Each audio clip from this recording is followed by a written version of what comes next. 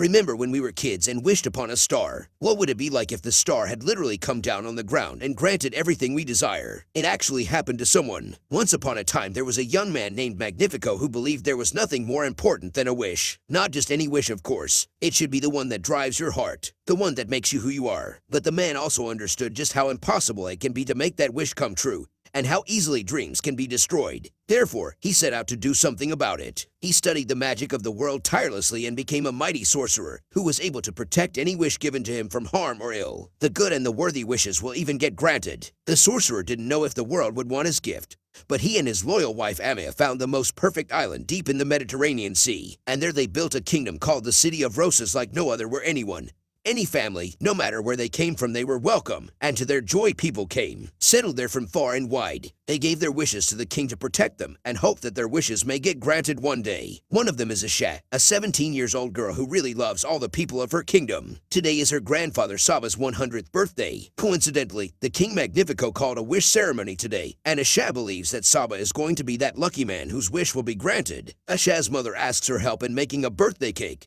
but she seems to be in a hurry. Asha excuses herself and rushes to do her regular job of guiding the tourists. She takes them all around the town and sings a song to tell them how beautiful and special the City of Roses is. She also explains the wish ceremony, which is held each month, and one lucky person gets a chance to have his wish granted. Moreover, everyone who turns 18 that month gives his wish to the king, and he keeps it safe. After that, the owner of the wish forgets about it and can keep living without any regret or disappointment. After the tour, Asha rushes to the palace to meet her best friend Dahlia. She works as a baker there along with a few other mates. Asha asks her friends for best wishes as she applied for the post of king's apprentice, and today she is going to give her interview. The apprentice also gets their wishes granted, but Asha's first priority is getting Saba's wish granted as she passes the interview. She is also going to turn 18 soon and wonders how it will be living after forgetting your biggest desire. Her friend Simon also gave away his wish, but since then, he has become a little weird. Simon feels like he has no more goals in his life. Luckily, Asha still has a few months to think it through. Suddenly, the queen arrives and tells Asha that it's her turn for the interview. The queen advises her to listen carefully to everything the king says and not to keep high hopes, as Magnifico has rejected all the previous candidates. However, Queen Amid is rooting for her, as Asha truly loves her kingdom, and it shows. After entering the study room, Asha looks around the magnificent decor, but her attention is caught by a mysterious spellbook locked in a glass cage. Suddenly, Magnifico arrives and advises Asha to stay away from the spellbook as it contains forbidden magic techniques. Afterward, he starts the interview and asks her why she wants to be the apprentice. Asha says that her weakness is she cares too much. But beside that, she is a quick learner, hard worker, and she also shows some of her drawings which she learned from her father. He was a great philosopher and often talked about the stars. Asha used to climb up trees with him to see the stars, and he used to say that the stars are there to guide us, inspire us, and remind us to believe in possibility. Unfortunately, he died when Asha was just 12. Magnifico gets sad to hear that. It reminds him of the time when his entire family and his lands were destroyed by greedy thieves. That's why he learned magic and made this kingdom a safe place for people. Asha is really inspired by him and wants to work by his side. Magnifico also likes the young girl's passion and invites her to see a very special place. It's where he keeps all the wishes of the citizens. They are locked inside a magic globe and float near the ceiling. Asha thought that these wishes are just ideas, but now she has realized that they are a part of everybody. The very best part. That's why the king dedicated his life to protect the wishes. Among the numerous globes, Asha notices Saba's wish, which is to play his favorite instrument in public. She asks if it can be granted today as Saba is already too old and may not be able to wait any longer. But the king says that Saba's wish is dangerous and vague. He can't just grant any wish because an 18-year-old is not mature enough to understand the consequences of his desires. In short, most of the wishes are never meant to be granted. Asha gets shocked to hear this and asks the king to give back the ungranted wishes so people can try to pursue those by themselves. But the king believes that it's better for people to forget their wishes, as they don't have to worry about it anymore. But Asha has understood that the people are unknowingly choosing to forget the most beautiful part of themselves, and they will never know what they're missing. The king doesn't listen to her at all and proceeds to carry out the wish ceremony. Saba is in the crowd too and is hoping for his wish to be granted, but Magnifico chooses someone else. Before Asha can leave, the king tells us that her grandfather's and mother's wishes will never be granted. Asha gets traumatized by this statement and can't figure out what to do. She shares her thoughts with her family and wants to remind Saba of his wish, but he refuses to hear that. Everyone is blinded by the king's apparent kindness and trusts him fully. Asha runs away from her house and tries to find some peace in the forest. She feels that it's her responsibility to tell everyone the truth, but most of them will not believe her. In helplessness, she looks at the sky and makes a wish to have something more for them than this. Suddenly, something shoots down from the sky and causes the release of a huge amount of light. All the citizens assume that it is a magic trick performed by Magnifico. Queen Amir rushes to admire her husband, but he refuses to take the credit. Whatever it was, it definitely had some weird effect on the wishes. Meanwhile, Asha also feels a weird sensation throughout her body. Suddenly, she sees her goat Valentino running after a shiny thing. It seems like a little star which has come to live. It sprinkles glitter everywhere and leaves a magical impact on the whole forest. When the star touches Valentino, he miraculously starts talking. Asha can't believe her eyes and her mind is full of questions. The first question is, how did she manage to connect with the star all the way across the sky? The other forest animals advise Asha to calm down and tell her that all living beings look at the sky for answers just like she does. Then they start singing a song to explain the origin of the universe. In short, they all are stars. Asha gets really overwhelmed to know that everything her father said was true. They are connected to the stars. She finally greets the little star that has fallen from the sky for her. Asha tells it all about the wishes that are captured by Magnifico. She wants to give those wishes back to their owner. The star suggests that they should secretly release all the wishes. They don't belong to Magnifico anyway, but they need a foolproof plan. Meanwhile, Magnifico is going crazy after knowing that there's another magician in the kingdom besides him. He starts preparing to defend himself and pulls out the forbidden magic book to look for a powerful spell. Queen Ame gets worried for him and advises him not to take risks. His current magic spells and his people's love for him are enough to protect the kingdom. Magnifico gets satisfied and puts back the book. Then he starts making preparations to talk to his people about the recent incident. While he is busy, Asha decides to sneak into his palace study, but she needs a secret way there. Asha locks Valentino in the star in the barn and goes to take help from her friends. They start asking too many questions, so Asha tells them the whole truth. They are scared to go against the king, but eventually agree to at least keep their mouths shut. Dahlia shows a secret elevator that is used to deliver food to the king. Asha uses it to climb to the study room and starts looking for her grandpa's and mother's wish ball. Meanwhile, the King Magnifico addresses his people and reveals that the light incident that happened last night was not done by him. It's a forbidden kind of magic that is performed by a traitor that is hiding in the kingdom. Magnifico requests everyone to provide him with any information that can help in catching the traitor so he can be punished severely. Asha's friends don't reveal the secret, but Dahlia starts asking some questions to distract the king. She wants to buy some time for Asha. However, her questions trigger other citizens, and they start asking why the king is not using his magic to catch the traitor, and are their wishes in danger of getting destroyed. The king has no satisfying answers, so he thinks of a perfect plan. He announces that anyone who identifies the traitor will get his wish granted, and those who will help the traitor, their wishes will never be granted. Everyone gets silent after hearing this and starts looking for the traitor. The king gets back to his room in anger because he never thought that his people would ever dare to question him. He provides them with a safe place to live and also grants a few wishes. The king believes that it's enough for the kingdom and they should be thankful to him. He pulls out the forbidden magic book and finds a spell to capture the star in a staff which will make him the most powerful. While he is busy, Asha sneaks out with her grandma's wish ball. She rushes back home and gives the wish ball to Saba. He feels so much better after getting back his wish and regrets giving it to the king. It's so simple and pure that Saba could have achieved it by himself if it wasn't given away. Asha promises his mother that she will also bring her wish, but that will not be possible as the king and the royal guards have arrived to arrest her. Magnifico shows Asha her mother's wish ball and crushes it mercilessly. He accidentally gets to know that the crushing wishes can give him strength. He's not going to protect any more of them. With the help of the star, Asha runs away with her family and rides a boat to another island. On the way, she realizes that her purpose is not completed yet. She is now responsible for setting free all the wishes from the palace. Asha tells her family to hide in a safe place while she swims back to the palace. The king has gathered the people again and reveals that Simon was the one who told about Asha. His wish of becoming a royal knight is granted, but the king has done it with dark magic that makes Simon lose his mind.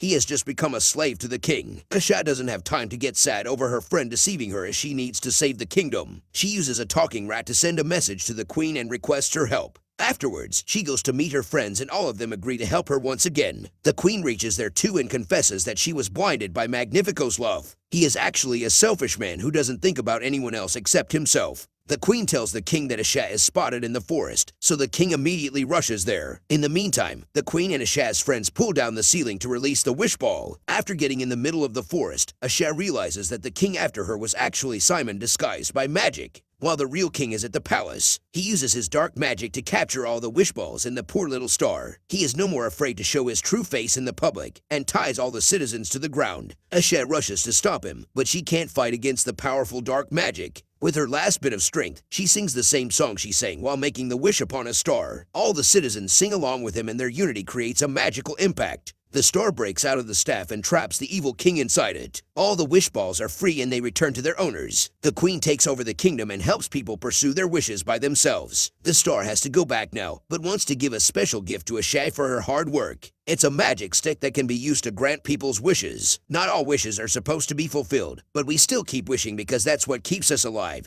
and motivates us to move forward.